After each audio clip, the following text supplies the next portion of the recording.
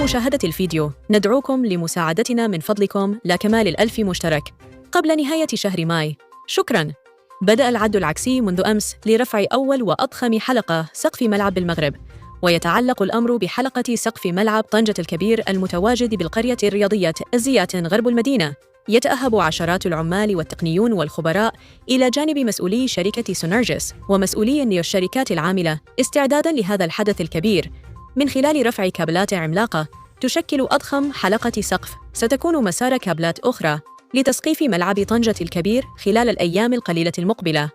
واستعداداً لهذه العملية الضخمة قام يونس التازيوالي جهة طنجة برفقة زينب بن موسى المديرة العامة للوكالة الوطنية للتجهيزات العامة ANP التابعة لوزارة التجهيز والماء، باعتبارها صاحبة المشروع المنتدبة، بزيارة تفقدية صباح الأربعاء لملعب طنجة الكبير للوقوف على الأشغال النهائية لرفع حلقة السقف التي تسير وفق المنتظر وتطلعات التقنيين حسب ما ذكرته مصادر خاصة.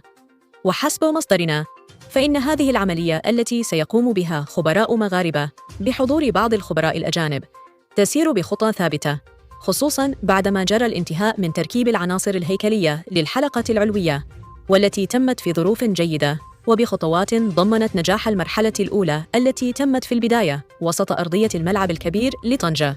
وستجرى عملية رفع حلقة السقف التي تعد الخطوة النهائية بملعب طنجة الكبير بعد تثبيت الهيكلية العليا باستخدام رافعات عملاقة بقدرة رفع تصل إلى 250 طناً، إلى جانب رافعات تم تزويدها بذراع يبلغ طوله أزيد من 70 متراً.